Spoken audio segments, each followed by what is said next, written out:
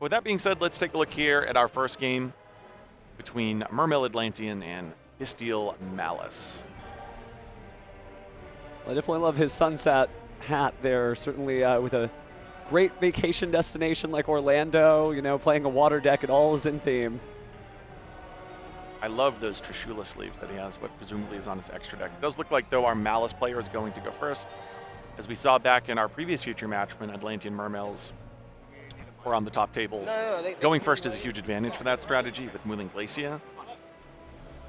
Unfortunately here, going second, we'll see how well his deck can line up. And we know how powerful the deck could be, but let's see how it plays out now. As Min decides to commit his first card. Looks like he does have some of those Malice trap cards, but not setting them first just to sort of bluff out his opponent. He's just going to commit to Dormouse. Yeah, here's the best one. I actually think it's the Dominus Impulse that he might have. Oh, wow. Yeah, I mean, if it's Dominus Impulse, that really could be huge there.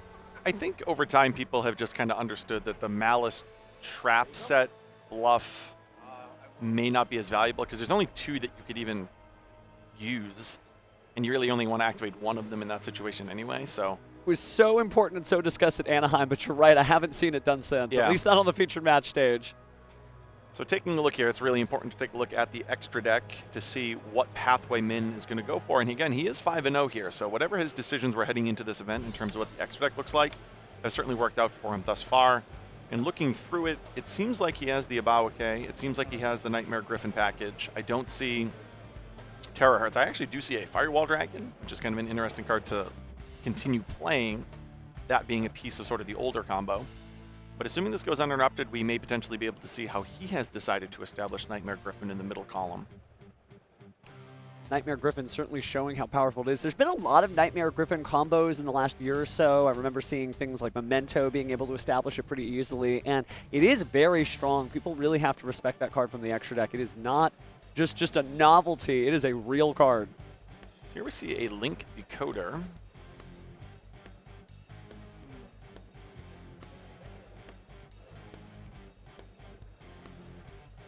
Nothing too crazy just yet, but looks like, oh, using a Bestial Druid's Worm to get rid of his own Dormouse. Another monster on the field, and of course be able to pay 300 life points shortly. And presumably he'll be bringing back that Dormouse.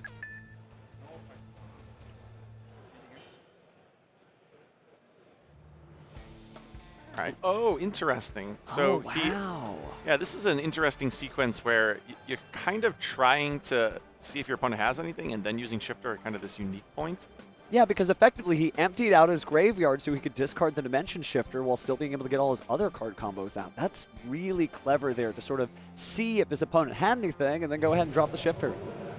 I wonder if he outright knows his opponent is on this strategy, which is why he valued Shifter, because Dormouse presumably could have done a whole lot more, and I think he has a Dominus Impulse. So even if there was a Nibiru, he has the Impulse in hand. You're right that it was a relatively conservative turn, effectively, but when you're in a battle city like a YCS, you do hear stories. You're like, oh, that's the guy playing Mermails, right? Because everyone's so excited to see it do so well. Well, if he knows, then he made a good board, and oh, wow, really? That's enough? Yeah, he's going to concede. Yep, Shifter is enough, so presumably he could be hiding the actual deck that he's brought to the tournament this weekend.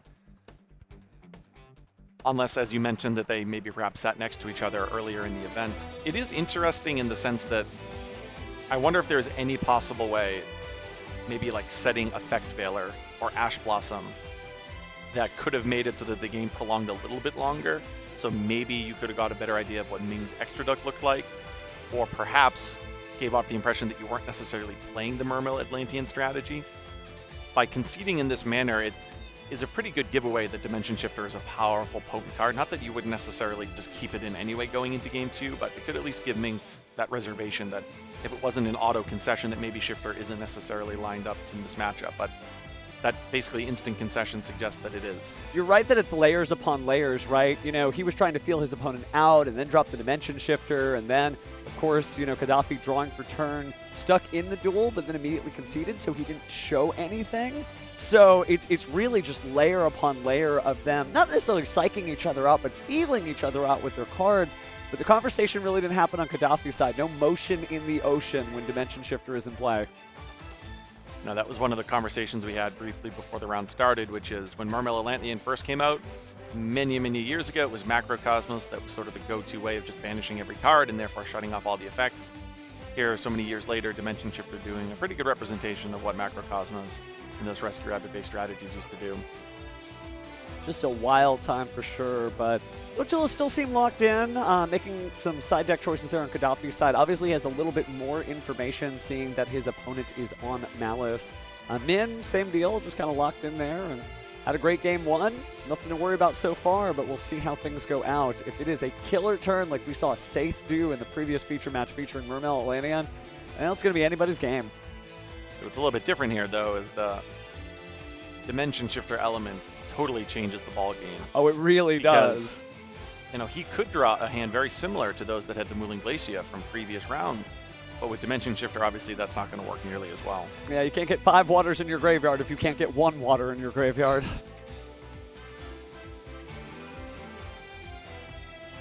Well, we are round 6 now. Remember, we're going to be doing 9 rounds total today, so plenty of Yu-Gi-Oh! Action, but just interesting stuff. What a great kickoff to the year. And again, we talked about how YCS Birmingham is next week. I can't wait to watch that just to see how it shakes out from this week to the next. Yeah, all it really takes is one YCS after a new set, in this case Supreme Darkness, to really get a good understanding of where the format is, at least initially. And then it's really those consecutive YCSs, the ones that follow, where some of these strategies really get refined once it's kind of understood across a large amount of the players as to what the top decks not only just are, but sort of what the stock typical builds were coming out of this weekend. And then it's really where that innovation kicks in, where the players that can just go one step ahead. You know, we've seen this over the course of years where, you know, for one event, maybe it's cards like Forbidden Lands that are really popular, and then Enemy Control becomes popular, and then it kind of rotates back out to, you know, playing around Nubira, then not playing around Nubira because different cards are shifting in popularity. So we've seen over the years just how one event to the next, the same deck types can remain, but it's the inner strategies within those that can vary. You know, you're right. A lot of people say, what's the best deck of this format? And I'm like, well, what day of the week is it, right? Because the game changes as all the duelists, literally listening to my voice right now, are geniuses plotting how they're going to beat these people on screen. They take that to the next event, and decks change from there. So there is no best deck. There's just a good deck for the right time. You know, for example, we've seen Metaltronus in some main decks this weekend. Ming has got 3 copies in his deck. If he ends up going undefeated in Swiss this event, gets a nice placing in the top 64, we see Metaltronus popping up into these decks that do well. Maybe Metaltronus will suddenly be a card that almost everybody's playing, because it is a card that has a lot of utility in the format. Really but it's a card does. that right now may not be popular in the main decks to quite the extent that it could be just 1 week from now. Well, we're on game 2 here. Looks like Min is taking a look at the 5 cards. Maybe we haven't even gotten out of the standby phase here. Maybe we're seeing a Dimension Shifter after all. Shifter check. No, I know he has an Ash Blossom in hand, but all right. So it does look like we'll be able to proceed into the main phase. So Qaddafi is going to have to finally reveal what strategy he's playing if Min doesn't already know. So he has 1 Minstrel in his deck. In previous Mermail Atlantean feature matches showed us that a lot of times there are 2 additional ones in the side deck for when you get to go first, which is exactly what Qaddafi is doing here. He has now 3 copies of DC Minstrel in his deck, so we could presumably have that as an opening play if it's accessible to him. But no, instead he's going to start with the Spike, discarding the brand new Poseidra the Storming Atlantean. What's a little bit different between this and Saith's deck from earlier is that Qaddafi is electing to play fully 3 copies of Poseidra, the brand new Storming Atlantean.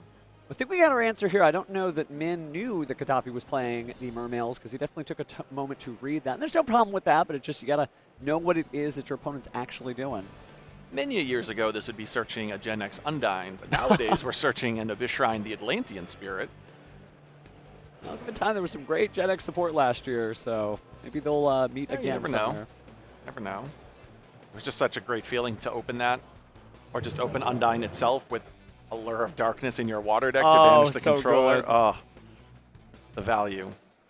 Oh, this might be a Drone Lockbird, which that could be very difficult will be to pretty play. difficult, because not even getting a Dragoon activation off at all, now being able to play, or not being able to play with Dragoons for the rest of the turn, it's going to be pretty brutal, because we've seen previously these Mermail Atlantean decks really take off when they get to resolve not 1, not 2, but 3 or 4 different Dragoon activations, whether it's detaching a Bahamut Shark or otherwise. So this Drone Lockbird is one of the most popular side deck cards, and honestly a card we've seen in some main decks this weekend. It's one of the reasons why, you know, this Murmel Atlantean deck and even the Crystron deck, I think to a certain extent, are just in an environment that may not necessarily be conducive to them, because if you're going to bring those strategies, you really need to dodge as many drone lockbirds as possible, because both of those strategies really rely on it. But as guys, things can change, as you mentioned, so who knows a few months from now if that will be different, but popularity of drone lockbird is definitely something that's going to be tough. Earlier we were talking about the battle between fire and water, and it looks like the Ash Blossom and Joyous Spring stopped just the one thing that Qaddafi could try to get through, and so now play passes back over to Minh, who draws for turn. What's really unfortunate for Qaddafi is he has 6 between 3 Fualos and 3 Perulia, but they're probably all in his side deck at this point. Or, you know, he has 3 copies of Crossout Designators, so maybe keep 1 and 1 in. So it's not inconceivable that he has one of those right now, but, you know, the makeup of his deck having gone first right now, probably not as ideal to just pass with a blank field, but well, do look at that. No Malice cards in sight. Really? Okay. Interesting. Oh, never mind. Looks like he drew his card for the effect, but now we have Malice and Underground. Going to go ahead and banish. What we saw there was the Shrine effect, so I didn't notice the banish there. It just kind of looked like he had drawn as if the Malice player had passed back and this Minh had passed back, so it does make sense why we saw Qaddafi there draw a card. It did look, if you had no idea, it looked like he passed turn, and so it was nothing. But no, it does look like we're paying 300 life points here, and the Dormouse reappears.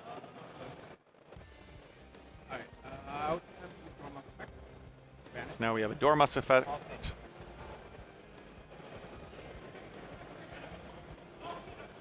Which would, you know, in theory, let him banish a copy of White Rabbit.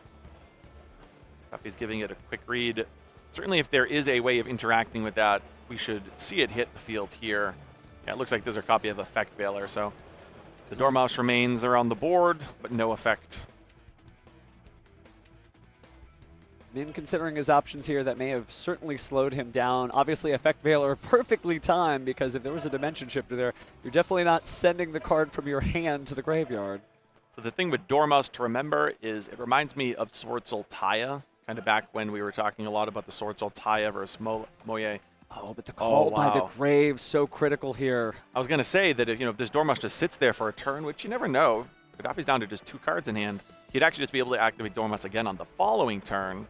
But wow, look at this. Just making sure it happens, infinite impermanence. And here is going to be the vital moment. Obviously, Dormouse's effect is negated. But if there's anything left there, this could be a very explosive turn. The Qaddafi only has 1 card left to stop, whatever it may be. And that card also, it either needs to be defensive now, but the problem is if it's defensive here, then he needs to draw something off the top of his deck to just deal with the Dormouse outright, because otherwise he can just activate Dormouse's effect on the next turn.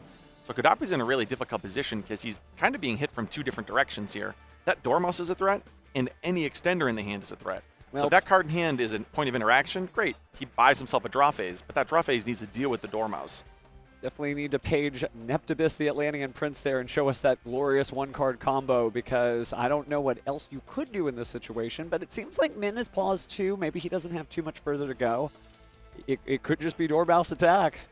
Yeah, Dormouse attack. Wow, okay. So we really have ourselves a game here as things kind of slow down for both duelists. I mean, he used Abyss Bike last turn. I have to imagine that he would have just led with Neptibus if that was one of the cards in his opening hand. True, so he's got to draw it now. So presumably that card in hand is not that. It's not one of the Molcharmies that he kept in. It's probably not a card like Crossout Designator. Shuffling, I can just not quite make it out. I think one of those is an Ash Blossom. He's going to need some piece of engine right now, or at least just a monster big enough to attack over Dormouse, which only has 900 attack.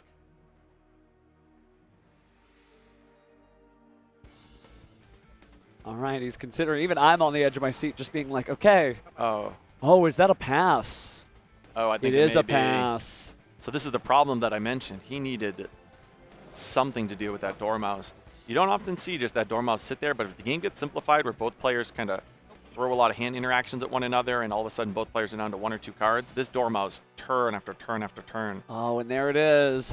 Going to go ahead and banish something, so imagine it'll be White Rabbit. We stick to the basics here. Oh, now we're going for Chessy Cat. So maybe he drew a copy of White Rabbit or Dormouse. Yeah. And doing this is just a way of kind of filtering his hand a little bit. We're definitely cutting the deck, so I think that Chessy Cat is intent on using its effect.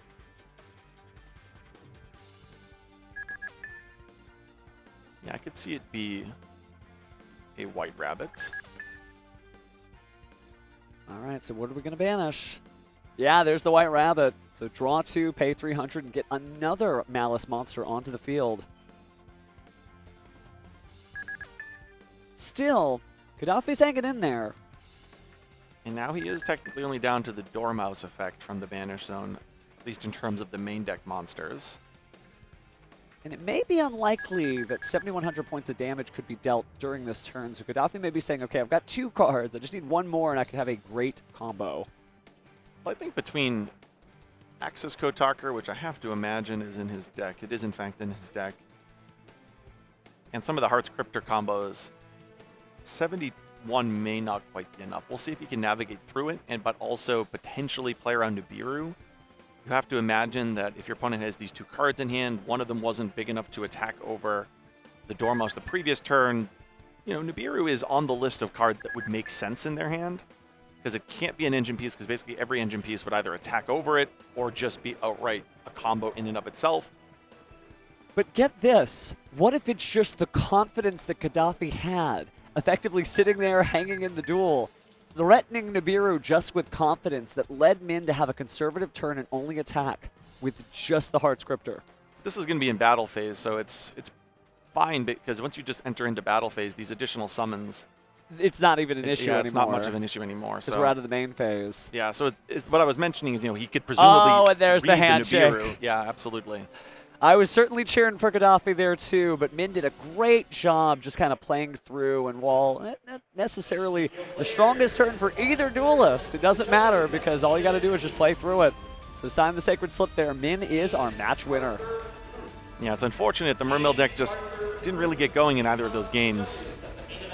Yeah, but if you're undefeated, we're definitely going to see Qaddafi again. I mean, imagine that. He's definitely going to make day 2 as long as he has a good rest of the tournament. But again, 19 points or top 128, I believe, no advance. So Qaddafi may still be on the radar, and still, we know how good this deck is. We know how good Water is. So it just wasn't, the current wasn't flowing his way. For what it is worth, when you register a deck like this that you know has that huge weakness of Dimension Shifter, you just have to hope that you only face it maybe 1 or 2 times, because the deck is powerful enough to get you, the 10-2 record or perhaps the 9-3 record necessary to make it into the top 64. If you kind of go into the event in the headspace of, I understand Dimension Shifter will be played, I understand I'm going to lose games to it, but I can't dwell on it. You need to kind of look forward to the next round and say, the odds of them having it again, the odds of me playing against a deck with it again, are low enough that I think I can just work with the deck that I have and the strength of the deck that I have and just say, I knew going in this was going to happen. I can't dwell on it. Yeah, makes sense. You don't want to dwell on the abyss, right, as a Water player. But it is true that at some point you do just have to play the cards and hope for, I guess the sports term would be strength of schedule, right? You just hope to just not get paired up against the opponents that knock you out. And then just have a strong showing in day 2 and pray for the best. Yeah, we've clearly seen that the deck is powerful enough to string together these combos and victories. Cards like Dimension Shifter are going to exist, but you knew that when you registered the deck. Oh, absolutely, absolutely. I don't think it's to the point where you would maybe run like 3 copies of Crossout Designator and a Dimension Shifter of your own just to counter that, because obviously that would slow down your comboing, but maybe something to think about for next time. I mean, he does have 3 Crossout Designator in his side deck. Oh, okay. He just doesn't have the Dimension Shifter. So close, right? Just very interesting there, but it's great to see a lot of these graveyard decks still kind of push through, and Dimension Shifter is still powerful, so just keep that in mind. No graveyard is safe, but I guess no banishment is either with Artifact Lance out there. Yeah, unfortunately for the Mermail strategy, I think it is one of the decks that has the least play through a Dimension Shifter. Other decks you can still sometimes establish a reasonable enough board. This is just simply not one of those decks. Well, I guess we'll have to hear directly from Min, so why don't we go and throw to the stage and see how it feels to go ahead and topple your opponent with a Dimension Shifter or 2. Thank you very much, casters. I'm live on stage with Min after a lightning-fast feature match. Quick 2-0. I want to get your initial thoughts on the match, especially after game 1. One-dimensional shifter, and then they just end the game. Did you even know what you were going up against? Being honest, I don't. I asked for his deck count. It was 44. So I thought maybe it's Mitsurugi, Raizio, because I never expected Mermail. So I was like, okay, maybe I just need to slide in some other cards for Mitsurugi, and then we'll be good. And, I mean, it worked out well. It did, but I want to go back to not many people are playing that deck. We've seen a couple do well, though. Were you prepared to go up against the Mermail Atlantean deck? Definitely not. I think I got really lucky with the hands that was dealt to me. Well, sometimes that's how the matches go. But before coming up, I saw you're from Minneapolis, Minnesota. That's my home state as well. So what's the journey been like? That's a pretty long flight to get here all the way to Orlando. So how's the journey been so far? It's been really good. I think I really enjoy Orlando, especially with the last few weeks of Minnesota. We've been having like negative 40 degrees. So coming here when it's like 70 degrees, I'm enjoying it. I'm loving it. You're walking around in, well, okay, you have pants. I was going to say shorts and a t-shirt. I didn't expect, because last time I heard that Florida was having snow too, I just didn't know what area. So I want to come prepared. Okay, fair enough. Well, how confident are you? Because you're still undefeated. Do you think that this is your YCS? Yes. All right. Well, Min, we'll be rooting for you. Congratulations on your feature match win. We're going to throw it back over to the casters.